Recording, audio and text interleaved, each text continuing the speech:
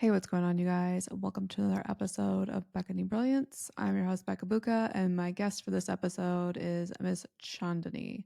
She is the founder and CEO of Chandanni Organic Beauty and Wellness. She's a board certified Ayurvedic practitioner, a public speaker, lifestyle expert, and formulator of health and wellness products and programs. I met her at a trade show here in Dallas. I saw her from across the room and I was like, I need to meet her. I need to talk to her. And after I did talk to her, I knew I needed to have her on my podcast.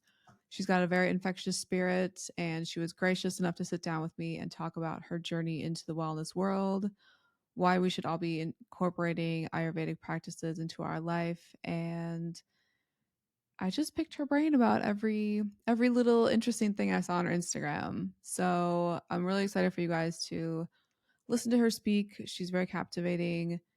Hopefully, after listening, you feel inspired to incorporate some of the practices into your life and to live mindfully every day. So, without further ado, let's get into it.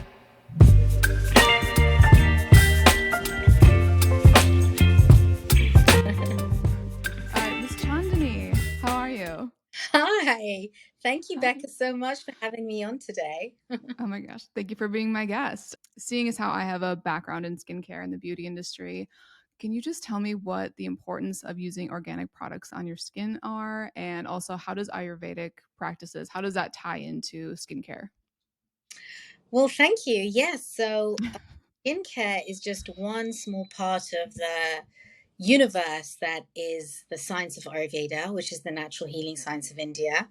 And our beauty and wellness line is a foundational line to introduce people to simple, sustainable, organic lifestyle tools, products, and practices to elevate them and thrust them into an integrated state of wellness that gets them to live in flow state really quickly.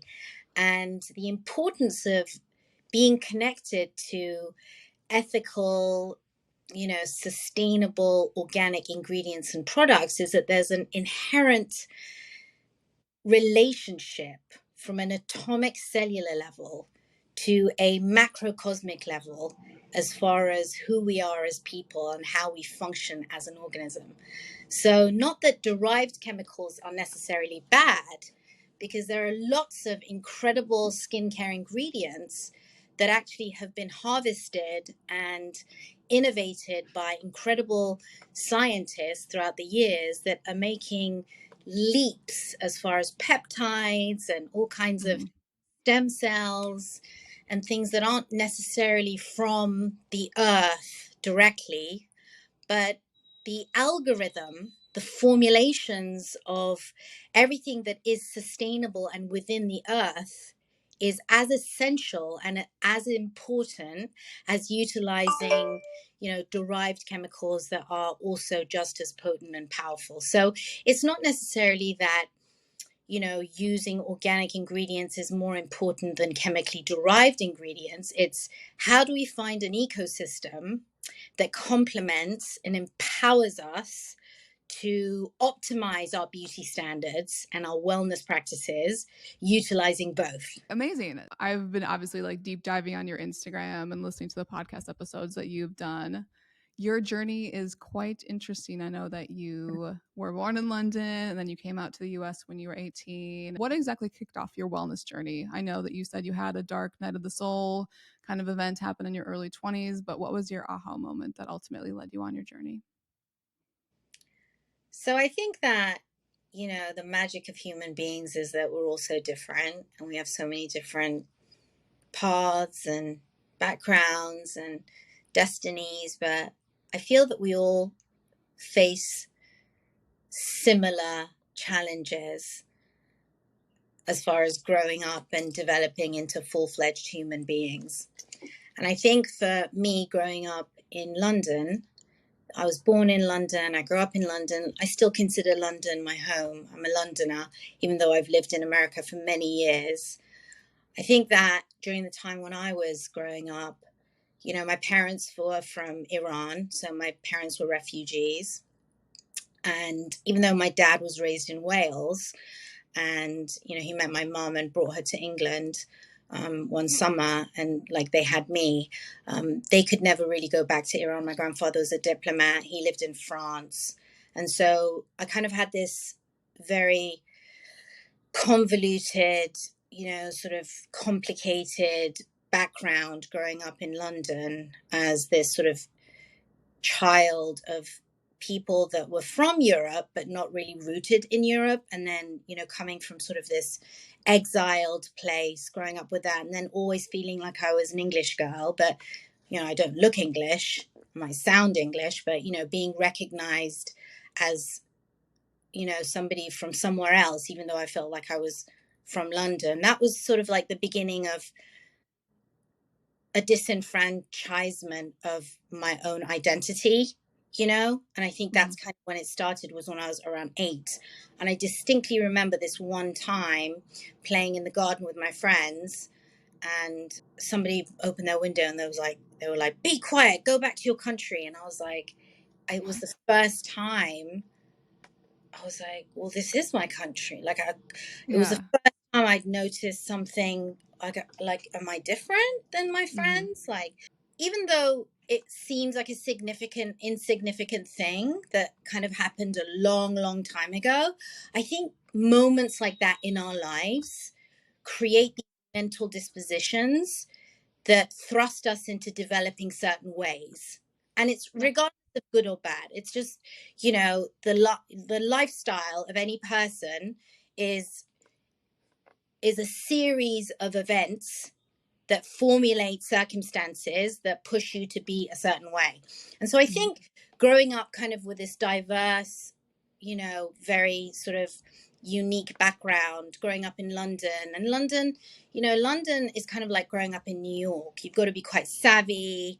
There's a lot of diversity. It's very quick. It's very not cutthroat, but just it's very, you've got to be, if you're from like London, there's a certain decorum to how you have to carry yourself, Mm-hmm. in school, in society. And it's beautiful. I mean, I love being in London, and I gained so many things from growing up in London. So the essence of my cosmopolitan, thirst for beauty and form and architecture and style and elegance and detail and character all come from growing up in London. And then coming to America was kind of another revolution that happened in my life, where it was another identity crisis, so to speak, to discover who I was and what, the meaning of life has always been something that has been close to me since I was a young child, Mm-hmm. and I mentioned that sort of negative circumstance because it was a turning point for me to question many things about how women were treated, how ethnicities were treated, how economic diversity was happening in our world. Like, questions like that for me started really young in age, and moving to America was another opportunity for me to dive deeper into my own self-inquiry. Mm-hmm. And I didn't have any tools. Nobody said to me, hey, listen, sit down, close your eyes, breathe, and let go. Like, that Right. didn't come later. So when I Yeah. was 18, I was in university, and I went through this whole identity crisis of being this, English girl in America and trying to be an American girl, and all these other factors that enriched, my depth of trying to find out who I was and why I was in this world and what I was going to do in this world, and questioning, always questioning so much to a fault that it kind of like really threw me into this, like, I was in a very dark place for many years in my young adulthood, Mm-hmm. and even though, I had some of the best times between the ages of like 14 and 24, I could say, it was also some of the darkest times that I've ever had. And it was because, the trajectory of everything that had happened in my life, moving to America, going to university, trying to make meaning of what I was going to do in the world, surrounding myself with people that were not necessarily the most healthy. But I think in retrospect, thank goodness for those people and those situations, because it really got me to wake up and see everything in the world, Mm-hmm. being in circumstances with drugs, where drugs were there, and weird sexual things going on and after parties and going to New York, and I became an actress and I was doing movies and I was like in these crazy situations, but I never got sucked into them, thank God. So I maintained this level of, it was almost like I was doing ethnographic research, like I was in these tribal communities, but I was never one of them. So I was Yeah. like in these after hour clubs. I was like hanging out with Alexis Arquette, who was, Okay. he was older than me, but he was, at that time, he was just crazy. Like the part, hanging out with him and his entourage and just seeing things that I could have like not seen, and growing up in that time where it was like Hollywood and going to parties and doing this and doing that, and like super unhappy, like happy, unhappy, happy, unhappy, working, not working. And it wasn't until I dropped into yoga it was a girl that I was in a movie with. She was like, "Oh, do you want to do this yoga class with me?" And everything changed. Like it was the first time somebody gave me some direction that actually made sense, that was actually connected to a visceral place in my body and not just stuck. I was always in my mind. Like Yeah. most of my life, I was trapped inside my mind. Everything came from my mind. Like the way I breathed, the way I felt was all controlled by my brain. And it wasn't until I was introduced to yoga at that time, accidentally, not looking for it at all, that literally overnight everything shifted for me 360. Not Wow. that I became happy and everything was perfect, but it was the Sure. beginning of a 1,000-mile journey. They say, the Buddha says, when you take one step towards 1,000-mile journey, it is the beginning of the rest of your life. And so that's kind of how it started for me. And there are so many different there's so many different ways to look at spirituality. Some Sure. people can have it be very religious. Some Mm-hmm. people can have it be very subcultural, where it's kind of like tree hugging and, foo foo.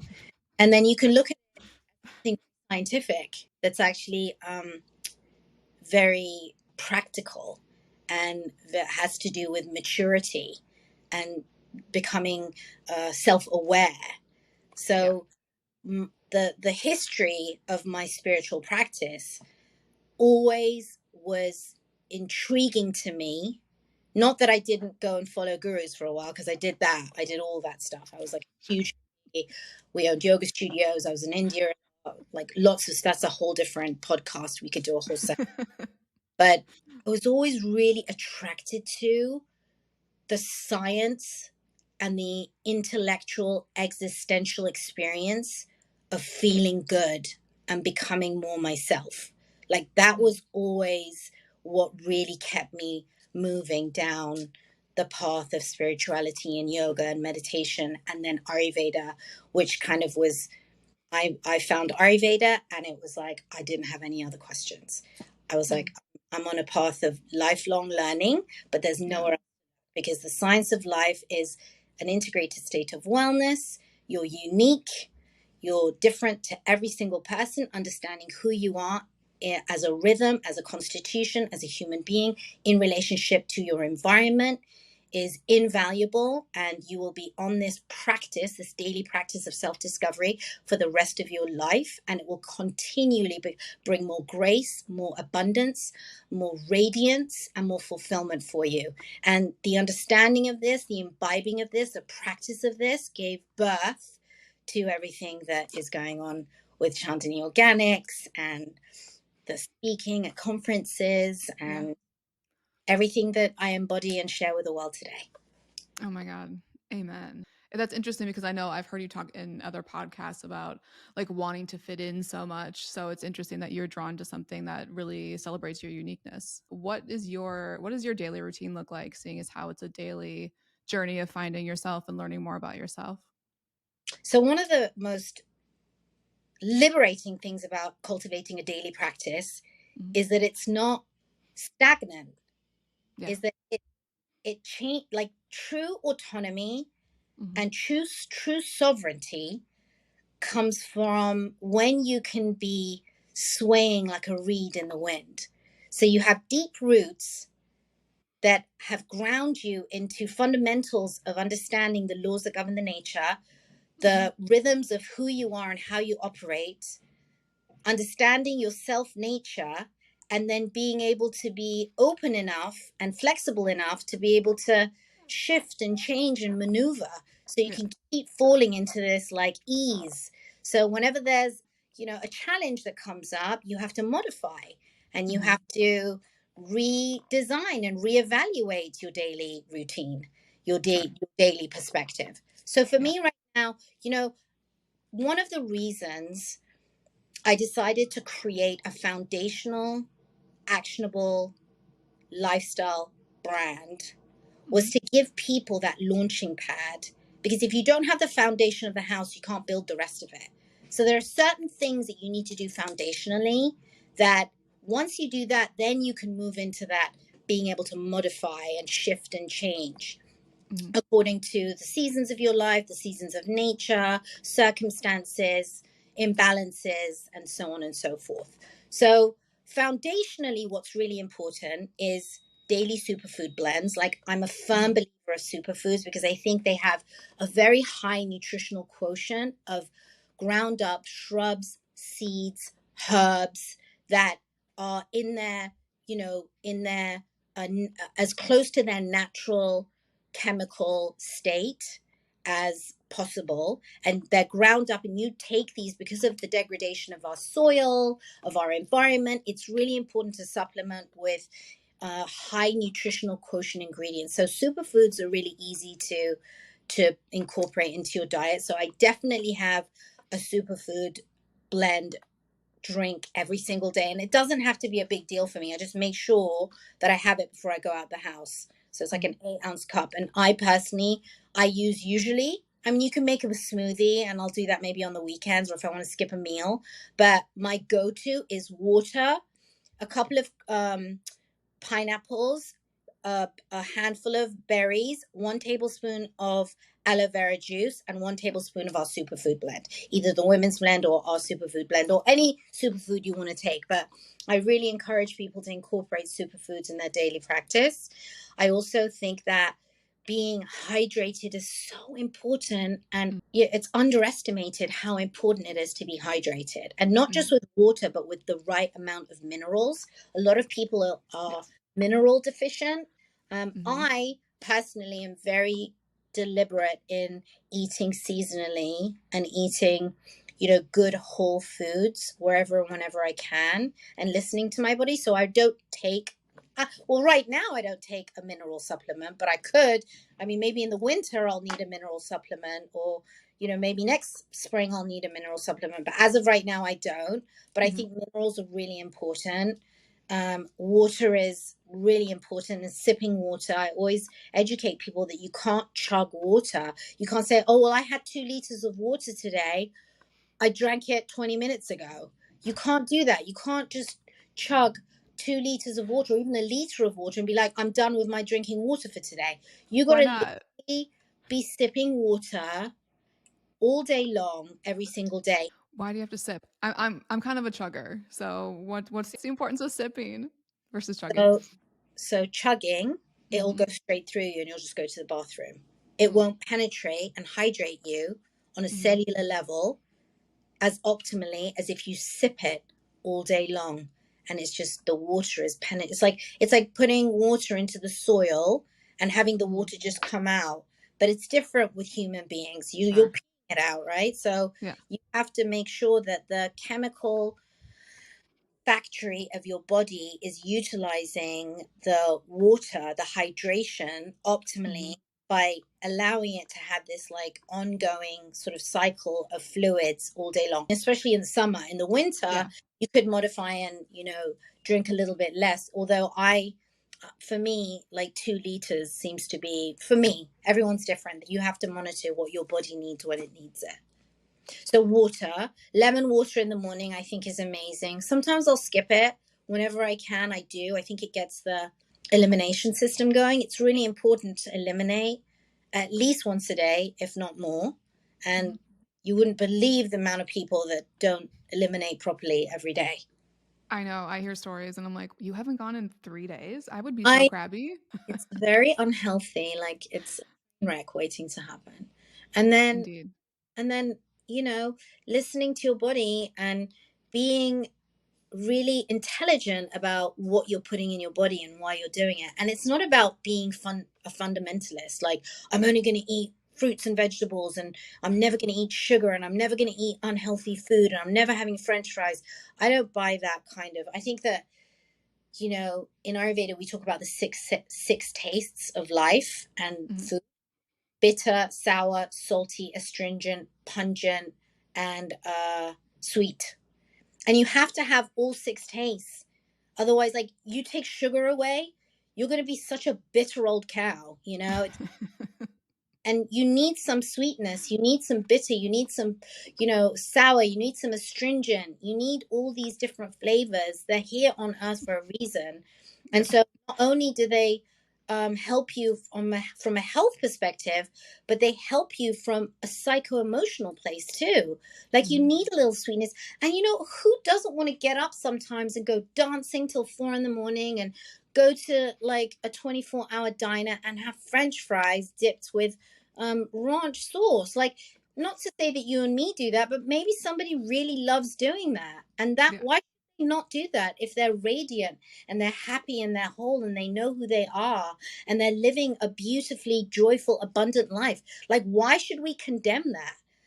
It becomes a condemnation when that kind of eating or that kind of functioning in the world becomes a fundamentalist act. It's like that's all you're doing. All you're doing Mhm. is eating vegan salads and raw foods all day long, every day, throughout the winter, and you've got dry skin and you're really angry and you've got like really dry skin and it's red and it's just you're skinny and you just like can't get along with anyone. You can't believe animals. Or you're like eating french fries every day, or you're sleeping through the day, you're out every night, you're not getting enough sleep at the right time, you're not living with the circadian rhythms, and you're imbalanced that way. So it's like Mhm. we're just like crazy. We're crazy. We're like either do this or do that or do any or don't do anything at all. And the answer comes back to Ayurveda. The answer comes back to Shakespeare. William Shakespeare in the 1500s said, know thyself. Know Mhm. thyself. Like know thyself. Like knowing who you are is the foundation of all your dreams to come true and everything that this world is thirsty for. And it's not in here. It has to become a body, mind, body, daily practice of awareness and understanding that is yours and yours alone. You can't be like the girl next door. You have to be like you. And you have to be so masterful in this discipline and in this practice that you're constantly shifting and changing, because again you've got those roots that are foundational in you that you're practicing every single day so that you can be aware of what your body needs and what it doesn't need. It sounds really complicated what I'm saying, but if you actually start to practice foundational routines in your life that are in accordance with the cycles and seasons of nature in your life, you'll start to get guidance and direction of what you need to do to live your best life, to be in harmony, to be in peace, to be in balance, to be in happiness. Absolutely. I really like what you said about when you started doing yoga and how you finally were in your body for the first time. I think that's a really big thing for a lot of people is overthinking and just not being present, even, even like standing when you eat and stuff like that, just not like being in tune with your body and like, are you actually full or are you just eating out of boredom? Like all of those things, just being mindful and being present is a really big thing. I wanted to go back to you mentioned that you followed some gurus, but I know a really big inspiration of yours has been Osho. I was looking on your Instagram, and I'm dying to know the story behind this if you're willing to share. I read that the most profound experience that you said that you had an out of body experience where you met him. I don't know if it was like a dream or something, but you said it had a really profound experience on your life. I was wondering if you could share more about that. Oh my God, that's like taking me back. So I, you know, the journey of 1,000 miles begins with one step. Yes. We that. And so, the one step led to two steps, da da da da da. And during those steps, I was really fascinated with some of these gurus. And I found Osho actually when I met my husband in yoga. Like, my aunt actually told me about Osho, and I read a book called Love, Freedom, and Aloneness, which I really recommend to everyone to read. And it really kind of changed my life. It was another turning point for me, and it took me out of sort of like seeking God or seeking kind of like a guru, because Osho's very, even though he is, I consider him my guru, he's kind of like the master of all masters, and he doesn't actually believe that you should follow a guru, even though he is one. So he really believes in the Superman and the Superwoman to be this liberated, unique individual that is just completely themselves, no matter where they came from or what's going on around them. And it sounds kind of like a nihilistic, but it's not. He's actually very Ayurvedic, Osho, in his teaching. So Osho was a really big influence and a big turning point in my life, because he allowed me to understand that to be completely myself, I need to be liberated in who I am. And I didn't really need to follow anything or anyone, and to always question everything. And so, when I met my husband, I also had been introduced to this book and Osho's teachings. And so we went to India. That's where I got engaged. All my children are like, I've called them yoga Osho babies, like traveling to India for many years. And even though I had met sort of Osho, even though he wasn't alive a long time ago, I was still sort of like seeking experiences. And so traveling to India, I met a bunch of gurus, and there was this one guru that turned into like a complete sham. Like, he was a total fake guru. His name was Swami Vishwananda. He just turned out to be not a good person. He was doing really like not good things to people. I'll just leave it at that. But I went to Germany to visit with him one year, and I was just like so distraught from the experience of being there for all kinds of, it just didn't feel right to me.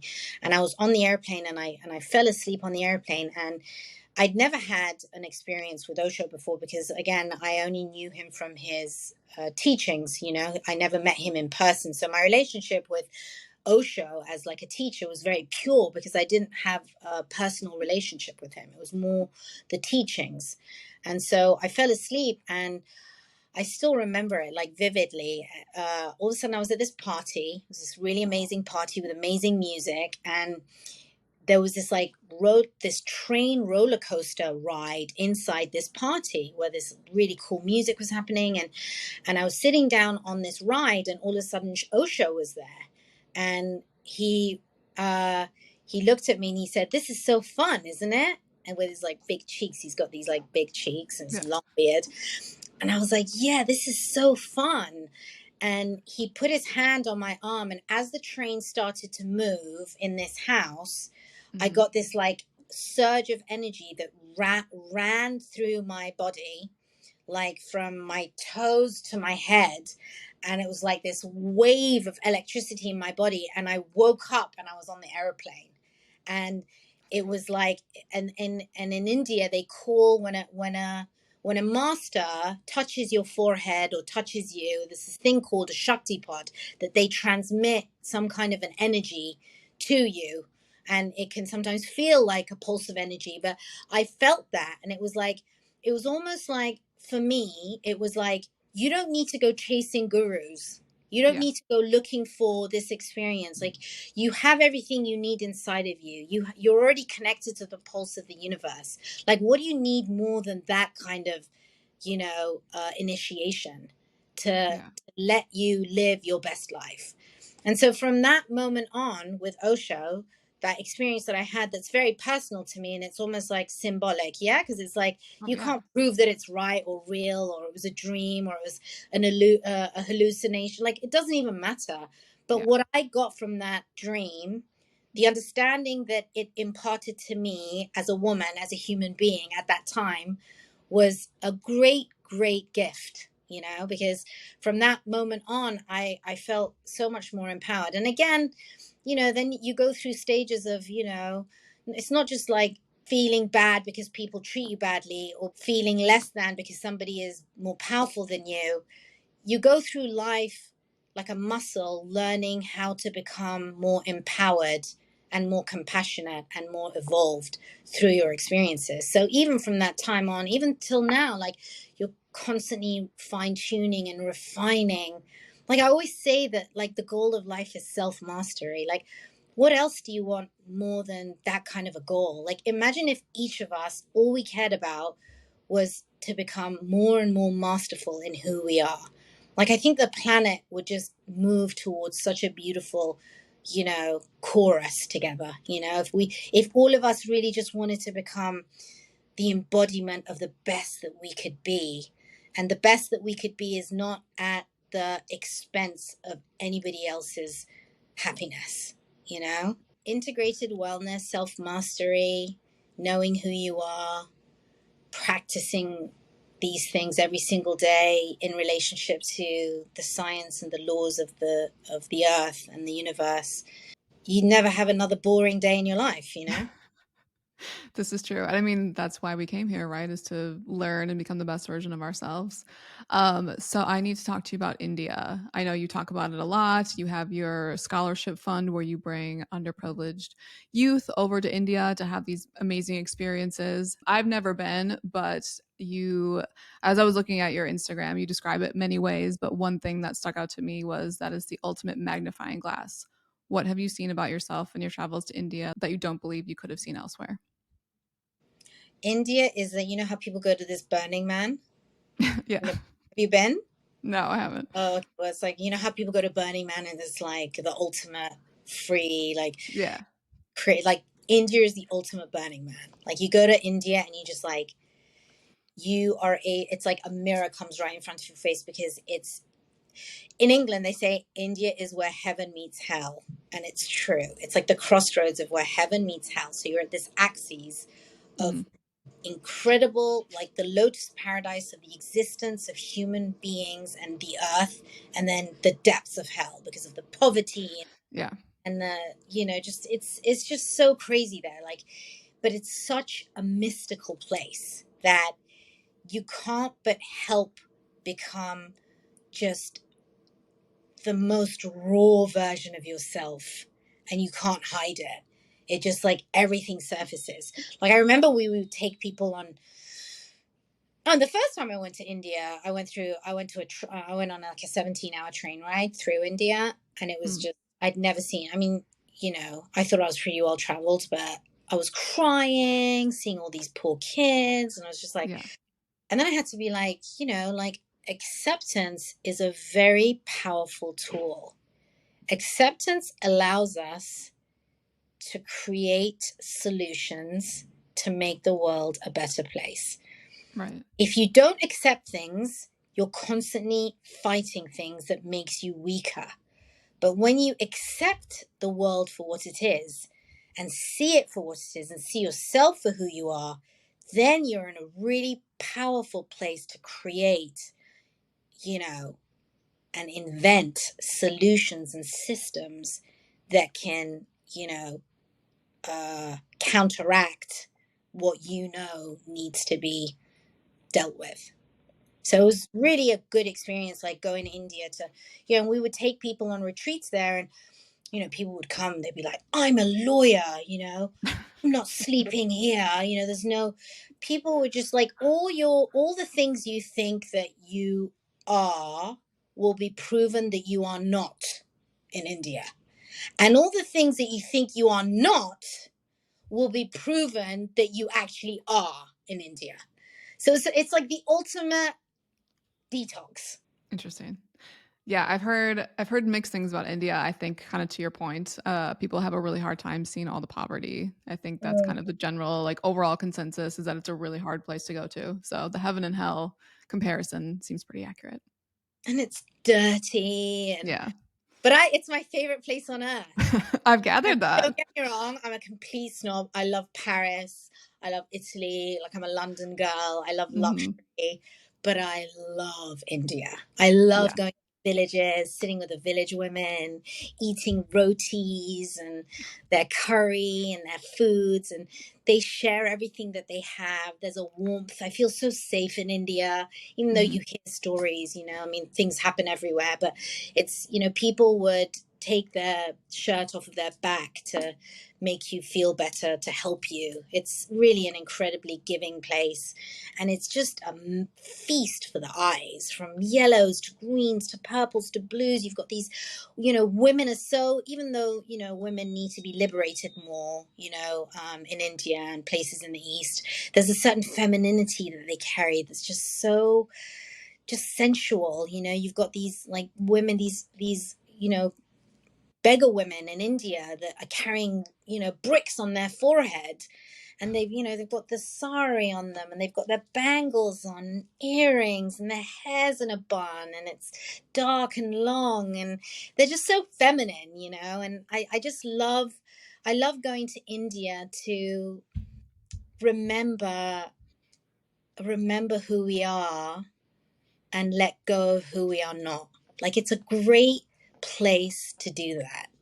Well, I'm gonna add it to my list. I've always had like apprehension about going, but I think you just sold me on it. Maybe we go together. We do a I whole would group. We'll do a group and I we'll would go. love that. Speaking of that, I was gonna ask you about the scholarship fund. Are you still doing that? Yeah, we're still doing that. Cool. The fund started around 6 years ago, and we were doing it every year consistently. We were taking these high school kids to India to experience mindfulness, diversity, to experience themselves. They'd go for like 10 to 12 days. And, it was amazing. We have the fund website. People can look at past trips and how it affected these kids.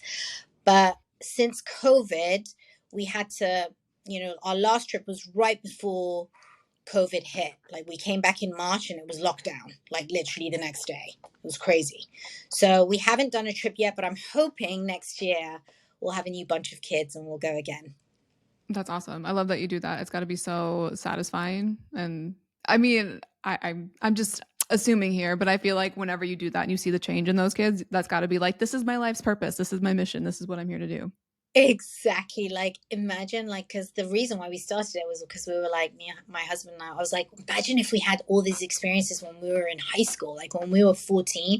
You go through Hmm. so much crap when you're in high school, like with your parents, with society, with school, with your friends. Like, everything is just like, and again, it's like lack of direction, lack of Yeah, tools. Nobody's there to kind of guide you. And you go to India and you get this like dip in India, and you get this introspection, and this like impulse to see yourself in the world in a completely different way. And you go back home and you're just kind of like, I'm not going to sweat the small stuff. I've got big fish to fry in this world. yeah, yeah. I read on your Instagram, there's nothing more important than bringing out the best in others. So who brings out the best in you? My children. Yeah. My children bring out the best in me because they are so transparent with me, and they watch everything. They look and listen to everything, even though it feels like maybe they don't. Your children, you don't have children yet, I presume, but you'll see that your children will look at you like a magnifying glass. And even though that sounds like, oh my God, that sounds like too much, it's actually really an because they're your children. Yeah. The relationship you have with your kids allows you to become a better version of yourself, because you are accountable. They make you accountable for everything. For They sure. question everything. They see everything. You're exposing them to it's like being in India. Like, it's where heaven meets hell. So I think my children do bring out the best in me. But you know what else brings out the best in me is being around like-minded individuals, like coming to the beauty shows and being Hmm. around. Sounds like a small thing because it's a trade show, but being in community with people that are cut from the same cloth as you Hmm. really helps you cultivate the next step towards everything you're destined to do. So it's really important to be in community to be surrounded by people that can reinforce and also question and help you architect what it is that you know that you're supposed to serve in this world. Yeah, I totally agree. I think when you're around like-minded people, you kind of get this like momentum going, and there's just it's so expansive. You know, like when you talk to someone, you're kind of just bouncing ideas off each other, and it seems like everything is totally possible. So I love that. Yeah, I think Elon Musk is really good at surrounding himself with the right people. Hmm. I'm not saying that he has the perfect life, but when No. you look at him as an icon of, industry and technology and innovation, Hmm. he's one person that could not have done any of that or had the ideas of even doing all the things that he does without surrounding himself with people that could bring out the best in him to be able to cultivate what he's been able to achieve. So yeah, I think it's super. Your team is so super important. Your surroundings, your team, your environment, your community. Like those are the people that will either bring out the best in you, or if they don't, you're not with the right people. That's so true. Is that another reason why you like Richard Branson? Yeah, he is. I mean, he's like my mentor. I got to see him. I said good morning to him. He, I belong to this peer group Hmm. called Summit Series, and there was a cruise to the Bahamas, and on Virgin Voyages. Oh my God, his cruise ship. I mean, I'm not really. I don't think most people like cruises. Like some people do, but I'm not really into going on a cruise. But Yeah. his Virgin Voyages is amazing. Like super healthy food. Oh. Like it looks like the decor is kind of like you're on a massive yacht. So it's like lounge chairs and it's really lovely. But the last day while we were coming back, he was there, and I was walking, and I was like, oh my God, there's Richard Branson. But I got really nervous. I was like, good morning. And he was like, good morning. I was like, wow, I got to see it. I just think I don't think anyone's perfect in the world. And I No. love that. I love that we're all flawed. But I do love people that are rebellious enough to be able to make an impact that's Hmm. solely through their vision and voice. And he's one of those people that's been able to do that since he was a teenager. If you listen to his biographies and his stories, like he started this newspaper in high school and he was dyslexic and he had this and he had that and he had this business and that business, and he just kept going on and on until to this day. I think he's like in his 70s now. He's just a madman, and he's kind and he's elegant and he's encouraging, and he's for the underdog. Like, as much of a snob as I am in all the things that count, I'm for the underdog. I'm Yeah. for the people. I want Hmm. to create products and tools that are accessible to everyone. I'm a biohacker, but I'm not like a biohacker that's like into all these like sophisticated, expensive. I can't afford those things, and no, neither can most people. How do we elevate and create mastery together all at the same time as much as possible? Like, that's a good time to me. And this is regardless of how much money we have, right? Because Richard Branson is very wealthy, Yeah. but he's for the people.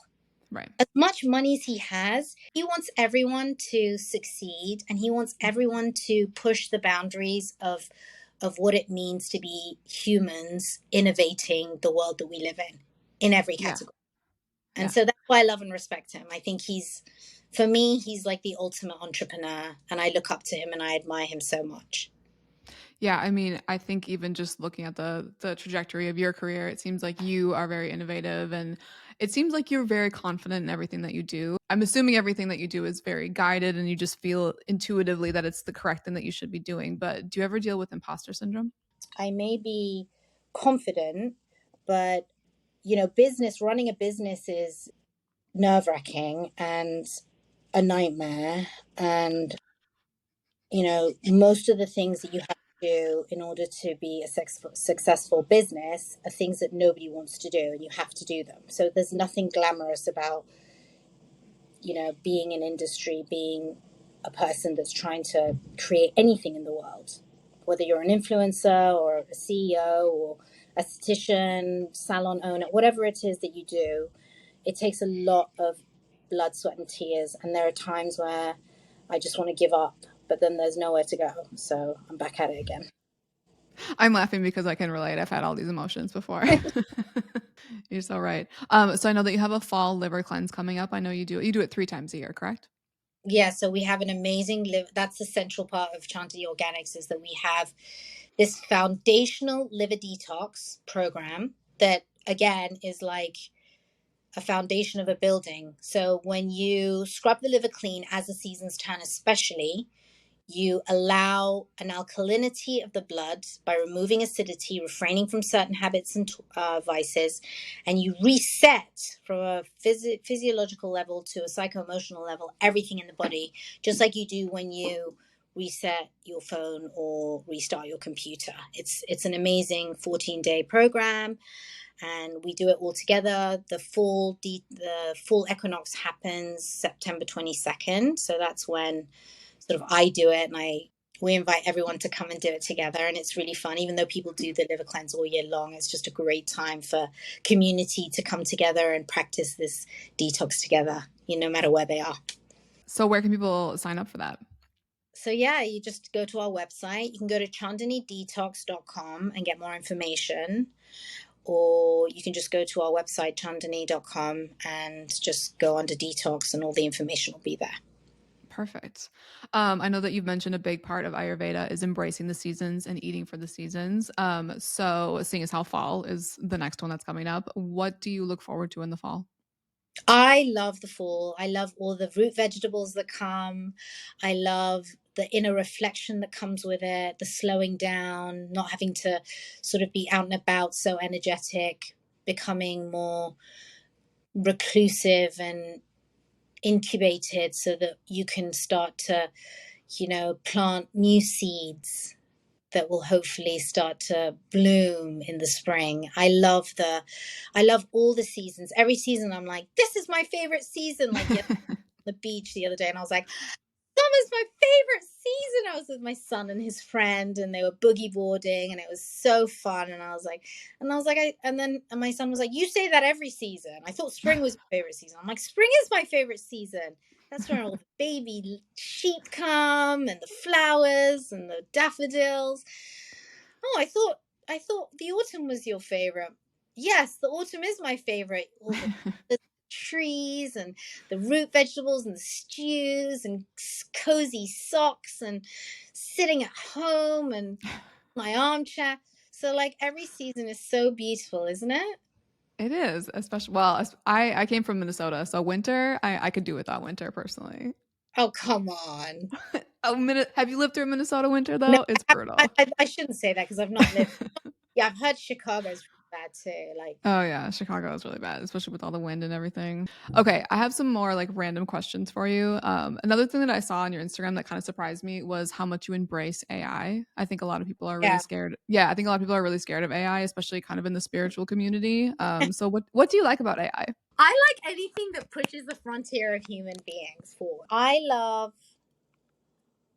AI because I see that we're going to become part man, part machine in the future. I feel that nanotechnology, which has been around for decades, is going to allow us to live longer and better lives, that nature and machines will merge, and that AI is learning from us. So our consciousness, our lifestyle, our thought patterns, our input, our creations are all designating what AI to help us with and how AI will develop. So I'm really interested in participating in the evolution of this new man and woman by living a world that's filled with grace and intelligence and inclusivity and just reason and understanding, so that AI can also foster those values and those ingredients in order to serve us better into a human species and a planet that we all deserve. Yeah, AI. I'm not gonna lie, AI freaks me out. I think it's It's scary. amazing. It's the best thing since sliced bread, I always say. Oh my gosh. All right. Well, maybe I'm just a little slow to the draw, but Don't be I afraid of it. Be excited for it. I mean, I really, so I've used it for my business when it comes to like writing Instagram posts or anything like that. Like for that reason, I think it's really exciting. I don't know. There's just, maybe I'm just thinking about like the negative aspects that come with it, Yeah, but but you could think. I mean, how much worse could it be than the world we have now? I don't know. I don't even want to ask that because I don't want it to get worse. It You know? can't. It's so bad. There are so many things that need. If anything, it's going to help.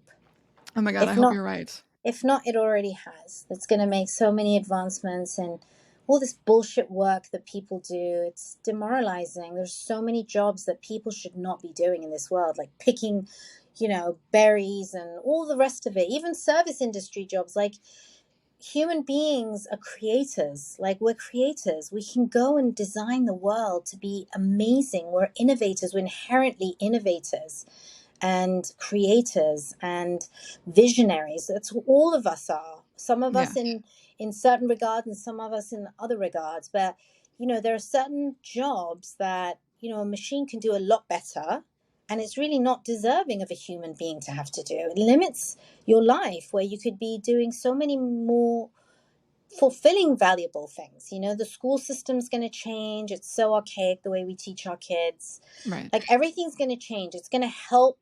It's going to be a time of transition, obviously, like we're going through now, and everything comes with a price. So it's not going to be all daisies and daffodils, but that's not the nature of life anyway. Yeah. We all have to go through the birth canal over and over and over again. Indeed, we do. I love when people surprise me. And as I was going through your Instagram, I was shocked to see Joyner Lucas show up on your Oh page. yeah, I So, love him. what songs do you like of his? ADHD. That's a good song.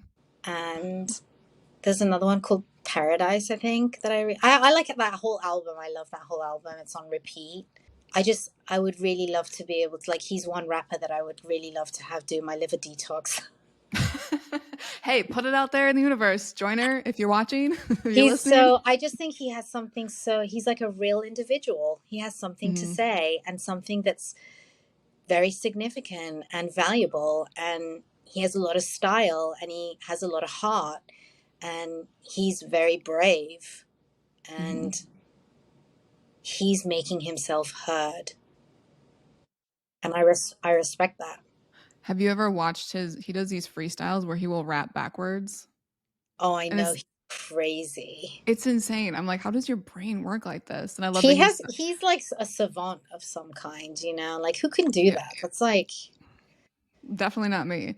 But I love that he's sober and then he talks about, yeah. he talks Mhm. about all that. So Yeah, anyway, I saw that and I was so tickled to see him on your Instagram. I love him.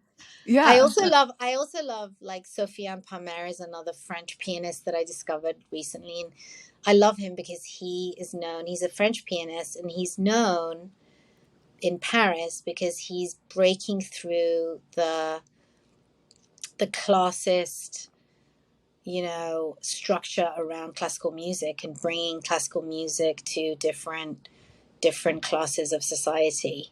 And he's known Mhm. for that. And I really love I love people that break the rules significantly and intelligently. I love people like that. Like I think true leaders of the world have to be rebels like that. Of course. Yeah, I totally And agree. I like people like that. They give me hope, you know.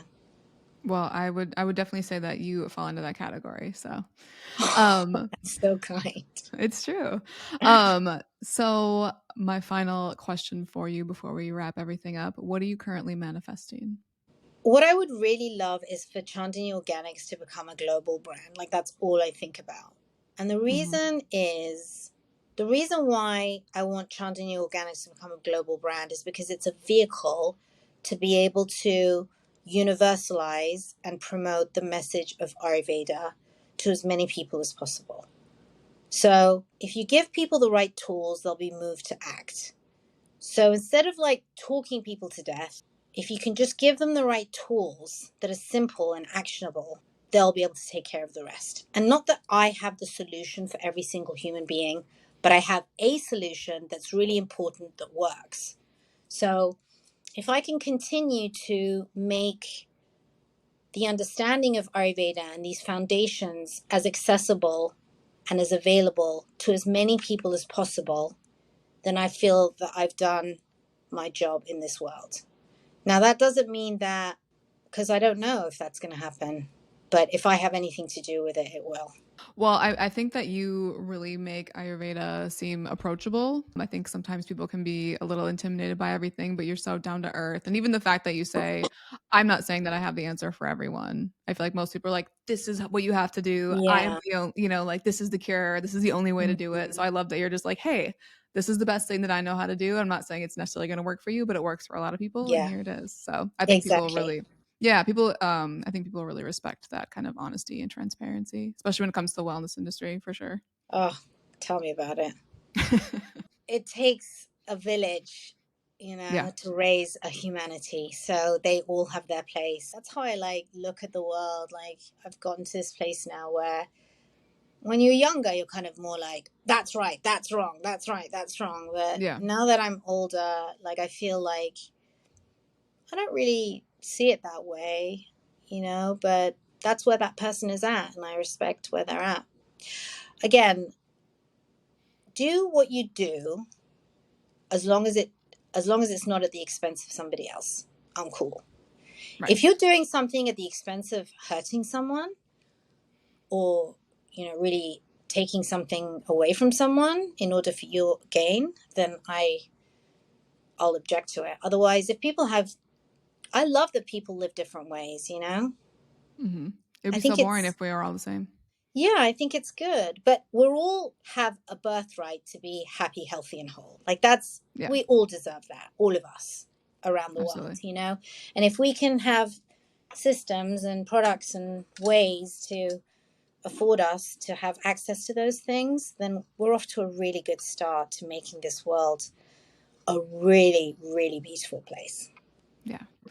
Well, you are such a light. You're such a joy. I remember I saw you. I didn't even tell people that we met at the Dallas ICES. I didn't even mention that. But I remember I saw you like across the room, and I remember I was talking to someone, and I was like, I have to talk to her. Like you just have a light. You just have a light and a presence about you that I really appreciate. So thank you for coming on here and spreading your magic to even more people. I'm excited for people to find you. Thank you, Becca, so much for having me. I also feel the same about you. You Oh, are like thanks. this pixie, and you have this very, really angelic, inquisitive energy about you. And I feel that Oh, thanks. you are a really incredible listener. And that's a very Oh, rare thank you. commodity in this world. And this platform that you've created to invite people to come and share what they know and how they see the world is so valuable. And maybe one day I can interview you. I would love that. That would be amazing. Cool. Let's make it happen. We're gonna go to India. You're gonna interview me. It's gonna be It's great. going to be great. India for sure. India's got to happen. I got to try and figure out putting like a girl retreat together to India. I did one years ago and it was so fun. It was just a girl retreat to India. It was amazing. Sign me up. I'm down. Quickly before we sign off, where can people find you? Instagram, well, my personal page, which is related to the brand, is at Chandanni Wellness. And then our brand is at Chandanni underscore organics. And then on Facebook, we're Chandanni Organics as well. Perfect. On Threads, you can find me just Chandanni Miglino. I just started that. I was never good at Twitter, but I did a Threads thing, and I love Mark Zuckerberg. I think he's really brilliant. I don't really have any beef with Mark Zuckerberg. I think he's a brilliant young human being who's taken over the world, basically, and I respect that. Literally, he He's has. brought the world together in many ways, so I respect that. And that's it. And, if you guys have any questions about our products or brands, please email us, chandanni@chandanni.com. We're always ready and available to speak with anyone that wants to know more about integrated wellness and our tools and products and whatever we can do to serve you to make you happier and healthier, we're there. Awesome. Well, thank you for coming here and thank you for making the world a better place. You too, Becca. Thank you. Thank you. Well, to everyone out there, stay brilliant.